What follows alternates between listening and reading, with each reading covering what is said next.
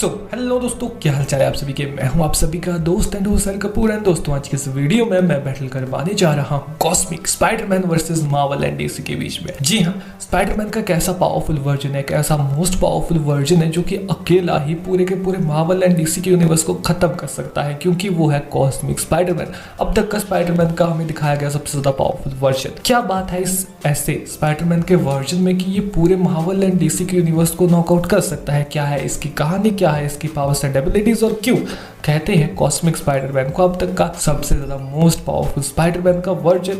इन सभी क्वेश्चन का आंसर आज की इस वीडियो में मैं आपको बताने वाला हूं। तो अगर आपको भी इन सभी क्वेश्चन के आंसर चाहिए, अगर आप भी एक स्पाइडरमैन फैन हो और देखना चाहते हो उस चीज का जवाब कि क्या ये वाला स्पाइडरमैन का वर्जन इतना पावरफुल दिखाया गया है कि वो पूरे मार्वल एंड डीसी के यूनिवर्स को अकेला खत्म कर सके, तो यस, ये वीडियो आपके लिए ही बनी है। आप इस वीडियो को एंड तक जरूर देखना। पर पहले आप अपना ओपिनियन बता दो कि आपकी क्या इमेजिनेशन है कॉस्मिक स्पाइडरमैन को लेकर के। नाउ ओवरऑल अब बढ़ते हैं वीडियो में आगे। So now without more time, let's get started.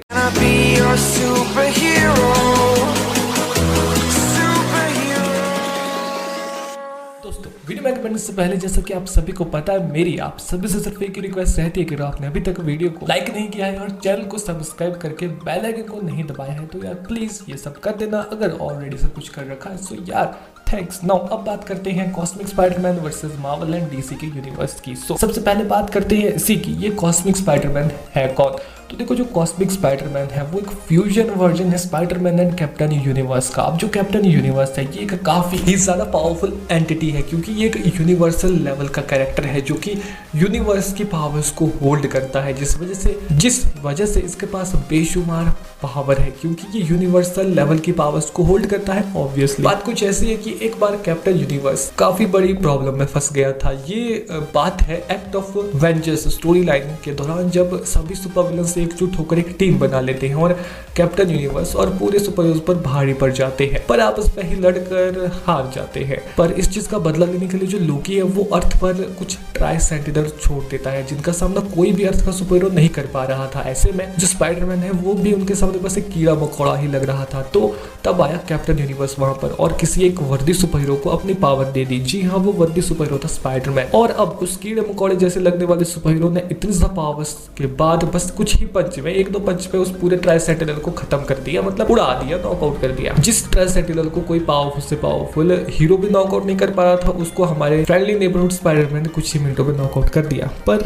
इन सब चीजों को खत्म हो जाने के बाद जो कैप्टन यूनिवर्स था उसने कहा कि तुम इन पावर्स को अपने पास रख सकते हो, पर स्पाइडरमैन ने इस चीज से साफ इनकार कर दिया और कैप्टन यूनिवर्स की पावर्स को वापस लौटा दिया, क्योंकि वो स्पाइडरमैन है वो चाहता था कि मैं आम जिंदगी ही जीऊं, अपनी जितनी पावर्स मेरे पास है मैं उसी में खुश हूं। पर फिर आगे चलकर कुछ स्टोरी लाइन में फिर से जो स्पाइडरमैन था उसको कैप्टन यूनिवर्स की पावर्स मिली और इन्हीं पावर्स के चलते वो इतना पावरफुल बन गया था कि उसने एक ही पंच में हल्क को स्पेस में फेंक दिया था। जी हाँ, वापस भी उसी ने लाया, पर एक ही पंच में हल्क को स्पेस में फेंक दिया। सोच लो कितनी खतरनाक फीड है। पर यहाँ पर जिस कॉस्मिक स्पाइडरमैन की मैं बात कर रहा हूँ वो ये नहीं है। जी हाँ, वो है अर्थ 13 का एक स्पाइडरमैन, जिसने कि कभी कैप्टन यूनिवर्स की पावर्स को वापस किया ही नहीं, अपने पास परमानेंटली रख लिया। अब ये वाला जो स्पाइडरमैन का वर्जन है, इसको कॉस्मिक स्पाइडरमैन कहने का यही मतलब है, क्योंकि इसके पास कॉस्मिक पावर्स है, कैप्टन यूनिवर्स की कॉस्मिक यूनिवर्सल लेवल की पावर्स है, जिनको इसने परमानेंटली अपने पास रख लिया भलाई करने के लिए। ये बाकी सभी स्पाइडरमैन के मुकाबले में काफी यंग एज का है और इतना ज्यादा पावरफुल, इतना ज्यादा शक्तिशाली है कि डिफरेंट यूनिवर्स के जो सभी के सभी स्पाइडरमैन है वो इसके यूनिवर्स में आकर ऑपरेट करते हैं। मतलब इसके यूनिवर्स को उन्होंने अपना हेडक्वार्टर बना लिया है, क्योंकि उन सभी स्पाइडरमैन के पीछे मार्लोस नाम का एक सुपर विलन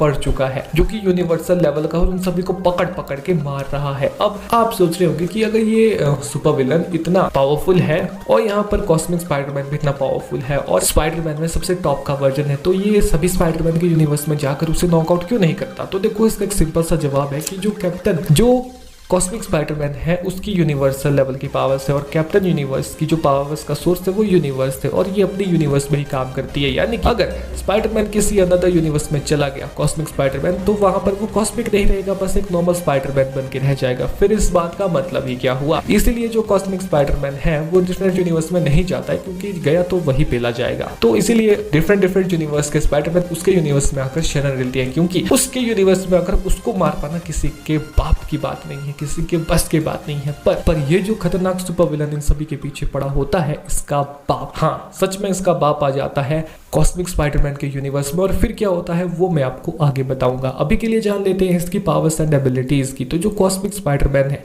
देखो इसके पास काफी ज्यादा पावरफुल एबिलिटीज है, कॉस्मिक पावर्स है, जिस वजह से ये नाई ओमनीपोटेंट बन जाता है, यानी कि लगभग सर्वज्ञाता बन जाता है, ठीक है, सर्व विद्यमान बन जाता है। ये किसी भी चीज से किसी भी चीज को क्रिएट कर सकता है। ये यूनिवर्सेस के फंडामेंटल फोर्स को कंट्रोल कर सकता है। ये एब्जॉर्ब कर सकता है किसी भी रेडिएशन को, किसी भी मेटल को, किसी भी एनर्जी को। ये बहुत ज़्यादा इनवर्नेबल है, नियरली इमॉर्टल कह सकते हैं हम इसे। ये किसी भी प्रकार की एनर्जी को प्रोजेक्ट कर सकता है या एब्जॉर्ब, जैसा मैंने कहा, आपको कर सकता है। वहीं जो कैप्टन यूनिवर्स है, अगर ये इतना ही पावरफुल है तो इसकी वीकनेस भी तो होगी, तो कुछ नहीं है, ऑलमोस्ट कुछ नहीं है इसकी वीकनेस, ठीक है। पर क्या हो अगर ये बैटल करता है मार्वल और डीसी के यूनिवर्स से, तो अब जानते हैं जरा इसका आंसर। तो देखो जो कॉस्मिक स्पाइडरमैन है, अगर वो सबसे पहले बैटल करता है यहाँ स्ट्रीट पावर लेवल से मार्वल एंड डीसी यूनिवर्स के, like black window, Hawkeye, Batman and कुछ डिफेंडर जैसी टीम्स के साथ, तो क्या होगा। तो देखो जो ऐसे स्ट्रीट पावर लेवल के कुछ सुपर हीरोज है, उनको वो काफी जल्दी नॉकआउट करके आगे बढ़ जाएगा, क्योंकि वो कॉस्मिक लेवल का बंदा है यार। नाउ मिड पावर लेवल में उसके सामने जब captain America, iron man, black panther, शैंग-ची, war machine, winter soldier, cyborg, Aquaman, the flash, wonder man जैसे कुछ कैरेक्टर्स आने शुरू हो जाएंगे, तब उसे घंटा भी दिक्कत नहीं होगी, क्योंकि वो कॉस्मिक लेवल का बंदा है यार। इन सभी को भी वो नॉकआउट करके इजिली आगे बढ़ जाएगा। जी हाँ, इजिली। अब जब उसके सामने हाई पावर लेवल के बंदे आएंगे, लाइक थॉर हो गया, यहाँ पर सुपरमैन हो गया, डॉक्टर स्ट्रेंज हो गया, वांडा हो गई, सुपरगर्ल हो गया, बैटमैन, ब्लैक एडम हो गया, शज़ैम हो गया एंड कुछ काफी ऐसे ही अदर कैरेक्टर्स जो कि हाई स्केल पे रैंक करते हैं इन दोनों यूनिवर्स में, तो वो उनको भी नॉकआउट करके आगे बढ़ जाएगा इजिली समझते हो तुम, आसानी से, क्योंकि यार वो कॉस्मिक लेवल का बंदा है। कितनी बार कहूँ मैं, वो कॉस्मिक पावर्स को होल्ड करता है और ये कॉस्मिक पावर के आसपास भी नहीं आते हैं हाई लेवल वाले, तो इनको भी वो बहुत जल्दी नॉकआउट करके आगे बढ़ जाएगा। नाउ आगे उसका सामना होगा फिर यूनिवर्सल लेवल के कैरेक्टर्स से। अब यहाँ पर देखो जो कैरेक्टर्स हैं वो आप सभी के सामने यहाँ शो हो रहे होंगे। अब ये उसके लेवल के कैरेक्टर्स आ जाते हैं, तो इनके साथ जब वो बैटल करेगा तो वो बैटल टाई भी हो सकती है, कुछ में वो अपनी एबिलिटीज के चलते जीत भी सकता है, ठीक है। पर जब वो मल्टीवर्सल लेवल में जाएगा, यहाँ से rune king, Thor and cosmic armour, Superman जैसे कैरेक्टर्स आना शुरू हो जाते हैं अब, ठीक है। तो यहाँ से आगे वो नहीं जा सकता, क्योंकि अब मैं तुम्हें बताता हूँ कि जब उसके पीछे वो सुपर विलन जो पड़ा था, उसका बाप आया था ना उसके यूनिवर्स में, तब क्या हुआ था। तो देखो उसने स्पाइडरमैन को खत्म कर दिया था, कॉस्मिक स्पाइडरमैन को मार दिया था। नॉकआउट करना अलग बात है, उसने उसे मार दिया बुरी तरीके से, ब्रूटली, मतलब इतने घटिया तरीके से मारा, उसको तड़पा के मारा, खत्म ही कर दिया कि उसके आसपास जितने भी स्पाइडरमैन थे वो सारे भाग गए, कोई एक मदद के लिए नहीं आया, वो सारे अपनी जान बचा के भागे, ठीक है। बुरे तरीके से उसने उसको मारा, क्योंकि कॉस्मिक स्पाइडरमैन यूनिवर्सल लेवल का है और जो उसको मार रहा था वो यूनिवर्सल लेवल का नहीं, मल्टीवर्सल लेवल का था, और उसने उसे खत्म कर दिया था बैटल में, ठीक है। इससे ये पता चलता है कि मल्टीवर्सल लेवल के सामने कॉस्मिक स्पाइडरमैन की कोई औकात ही नहीं रह जाती है। इसीलिए जो मल्टीवर्सल लेवल है, इसके आगे वो कॉस्मिक स्पाइडरमैन नहीं जा सकता मार्वल एंड डीसी दोनों ही यूनिवर्सेस में। तो यस, क्लियरली आपके सामने ये रिजल्ट आ चुका है कि जो स्पाइडरमैन है, हमारे स्पाइडरमैन चचा,